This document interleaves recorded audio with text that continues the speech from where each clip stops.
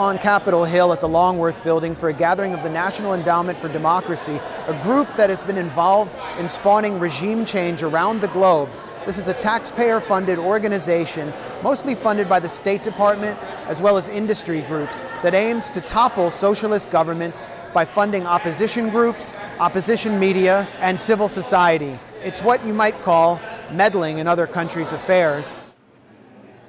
The National Endowment for Democracy, or NED, presented its 2018 Democracy Award to a collection of Korean activists who aim to topple the communist government of North Korea. The event was timed to coincide with President Donald Trump's peace summit in Singapore with Kim Jong-un. The ceremony appeared to be the opening shot of a massive public relations effort aimed at stifling normalized relations with North Korea. I covered the ceremony because these organizations are doing exactly what Congress accuses Russia-funded media outlets and troll farms of doing in the United States. They interfere in other countries' politics and with foreign money. The only difference is they do it openly and in the name of spreading freedom. Take the Unification Media Group, which was honored at the NED conference. They foment internal opposition to the North Korean government through shortwave radio broadcasts.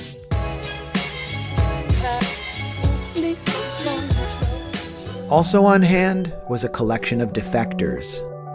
These activists are responsible for much of what the West believes about North Korea and its human rights record. While many defectors tell harrowing tales of escape from political repression, others have been exposed as serial fabricators, lured by hefty sums of cash. In 2017, South Korea quadrupled the payout for testimony from North Korean defectors to a whopping $860,000.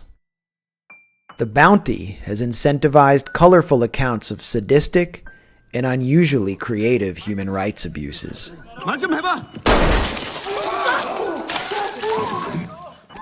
According to one defector, a crowd of 10,000 was forced to watch the execution of 11 musicians for the crime of viewing pornography.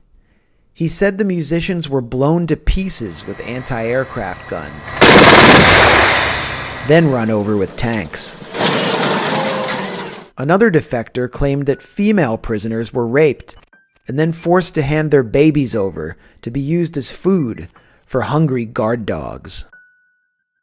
In 2016, news of the defection of 13 North Korean waitresses provided a boost to Pyongyang's opponents. But recently, the waitress's manager admitted to tricking the women into leaving under pressure from the South Korean intelligence services. The scandal is now under UN investigation.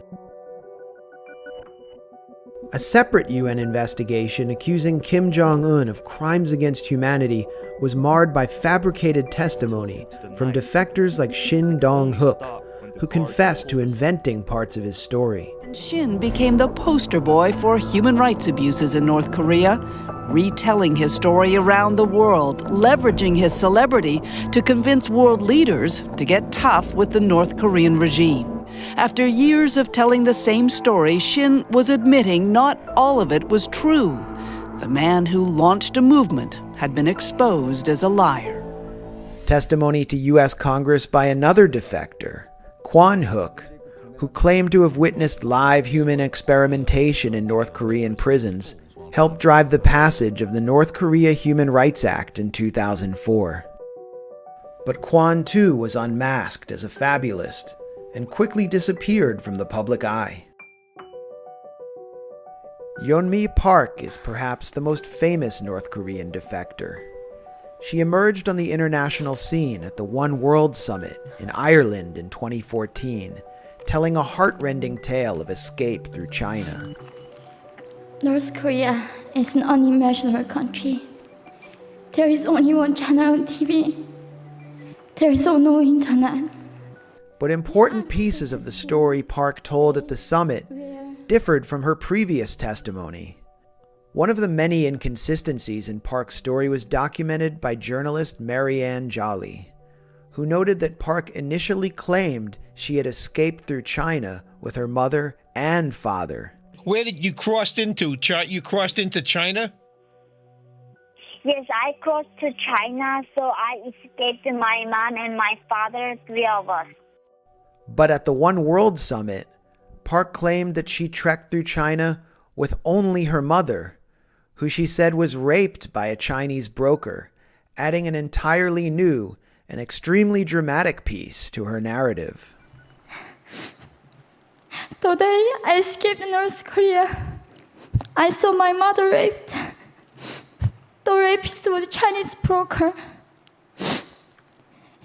He targeted me. My mother allowed herself to be raped in order to protect me.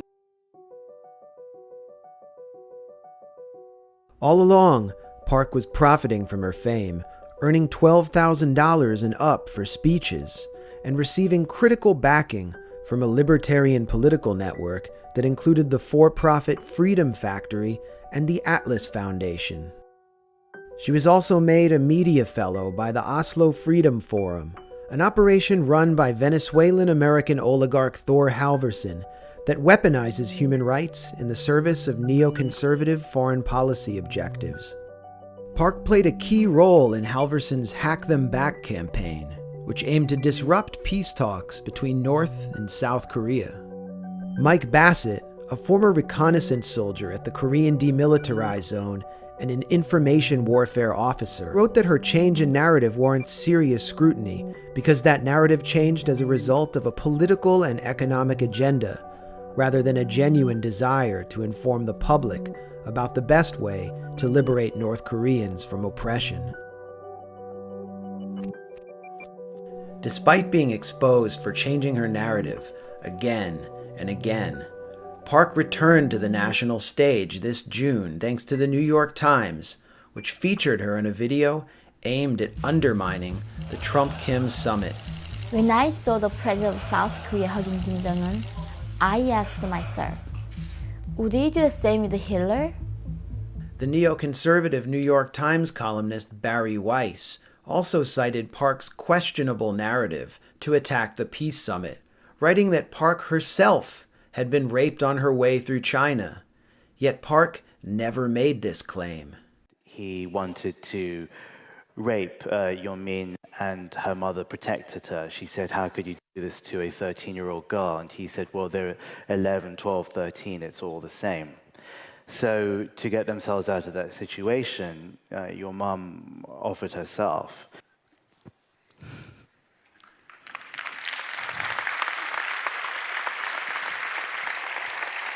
I think it's going to be easier for me than for you.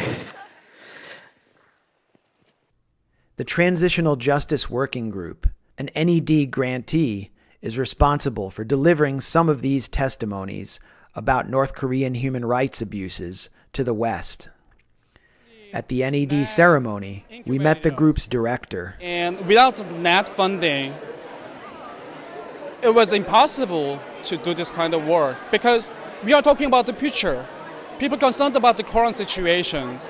And then NED is willing to think about the future and preparations. So once again, I'd like to express our sincere gratitude to bipartisan support and also U.S. Congress people as well, and U.S. citizens eventually.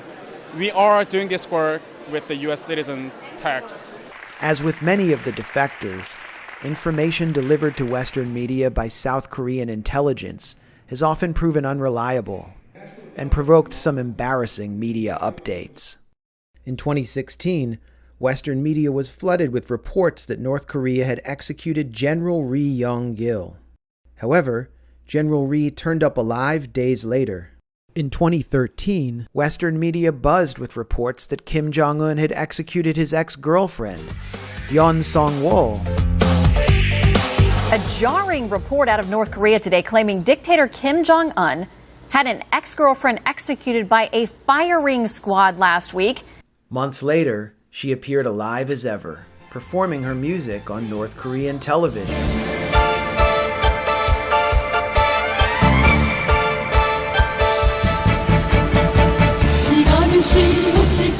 All of this begs the question: is North Korea populated by zombies who rise from the dead?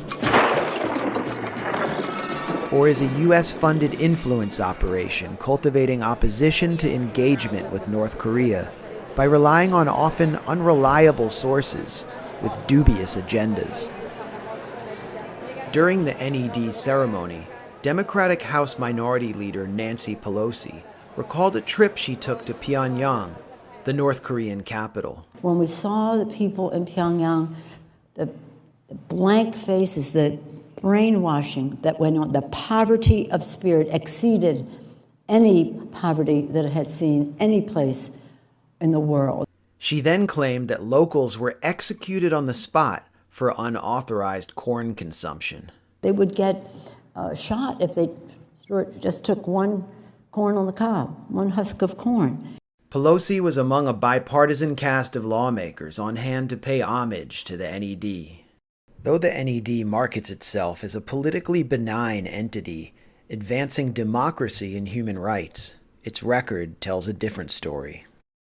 The NED drew its original leadership from a group of Cold War ideologues who had formerly belonged to the Trotskyist Social Democrats USA Party. Founded in 1983 by then-President Ronald Reagan, the NED became an international vehicle for the neoconservative agenda. It's good to have you all here to help celebrate the launching of a program with a vision and a noble purpose.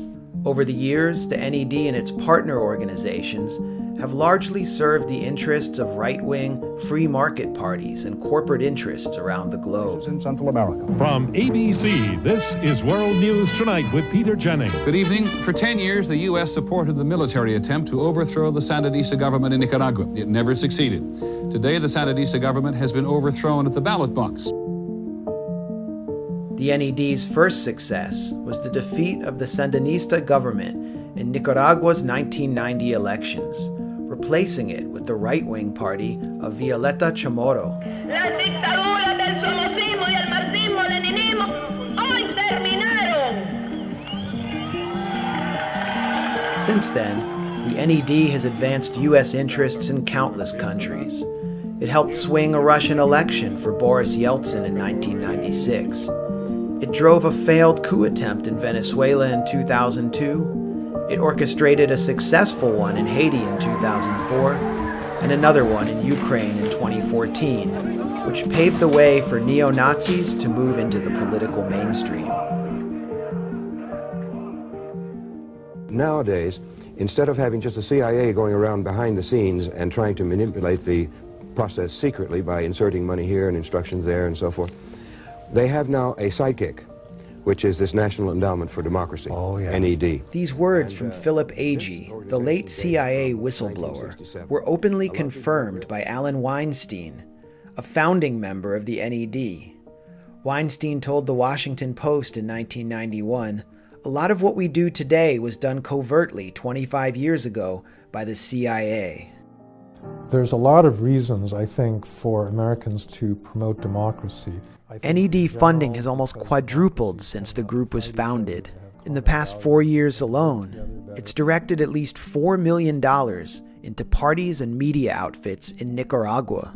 That prompted an NED-funded publication, The Global Americans, to boast of the role the group played in laying the groundwork for change in Nicaragua, where violent protests today threaten to topple the country's elected president, Daniel Ortega.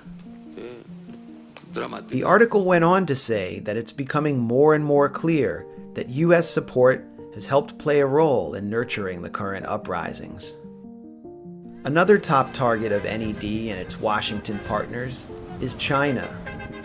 The U.S. has worked closely with Uyghur Muslims, an ethnic minority group that's faced discrimination at the hands of the Chinese government, and has been used as a bargaining piece by Washington to ratchet up the pressure on Beijing.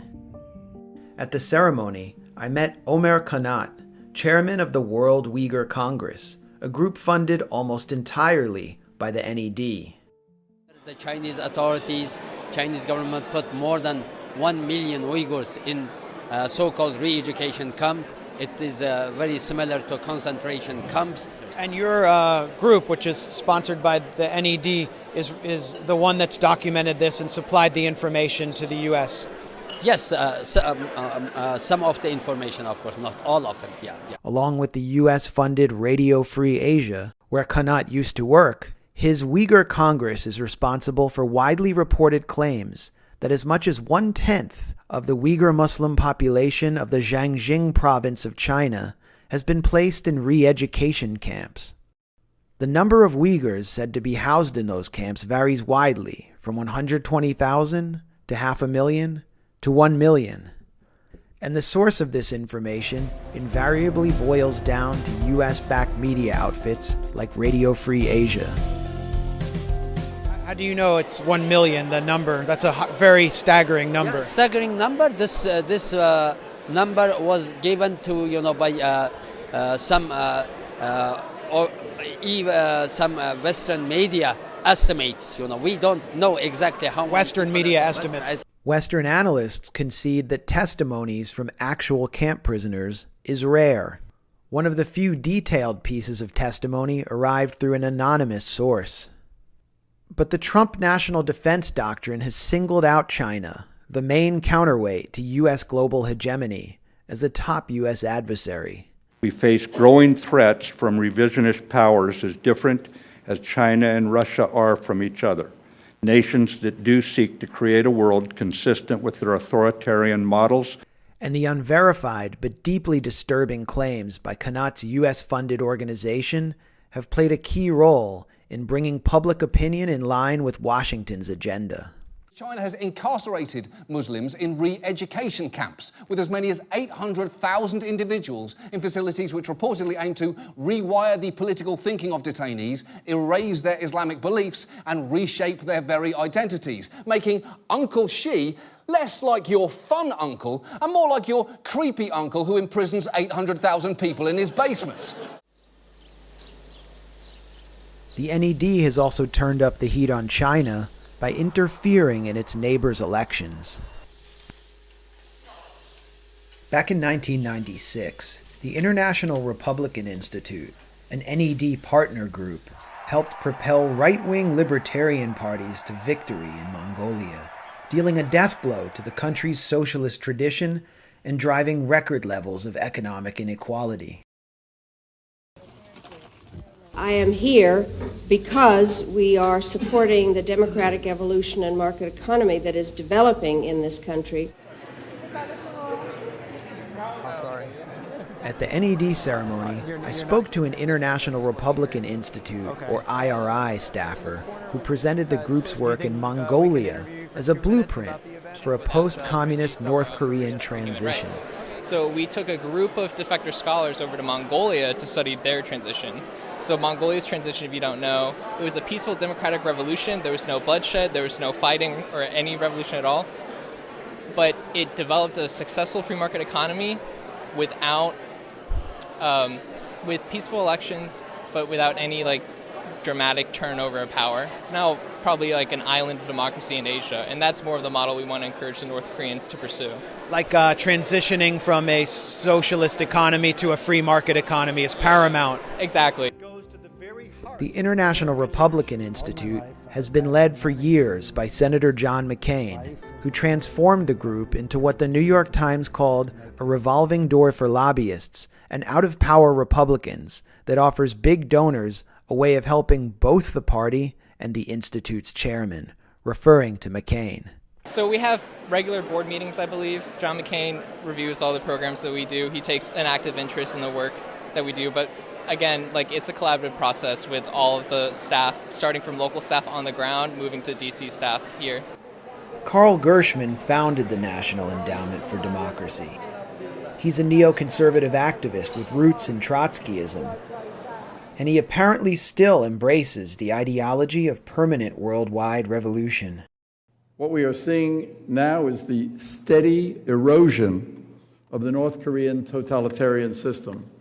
But with peace threatening to break out on the Korean peninsula, Gershman was forced to reassure his audience that their work for regime change would not become irrelevant.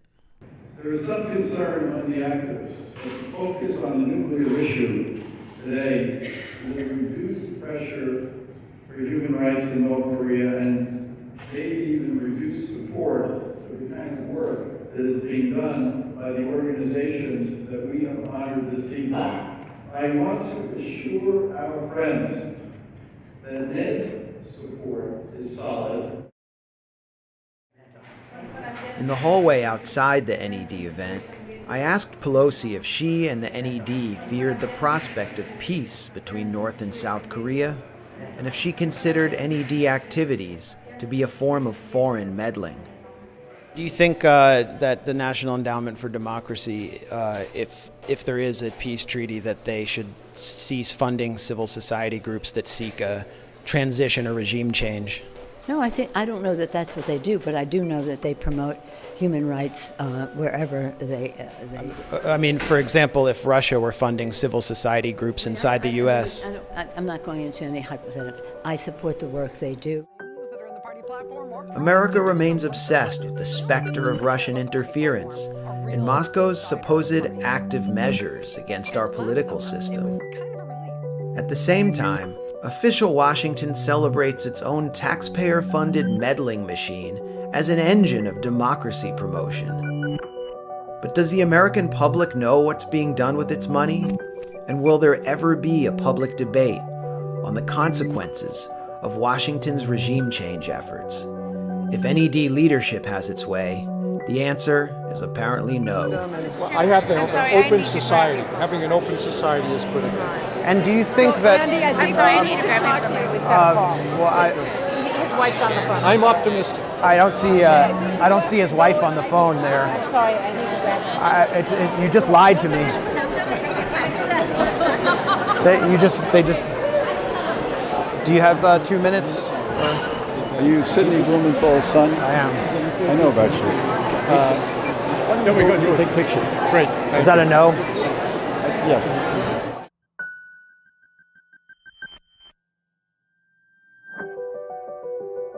If you liked the video you just watched, and you want to see more original reporting challenging the bipartisan foreign policy consensus, consider supporting us at patreon.com/Grayzone.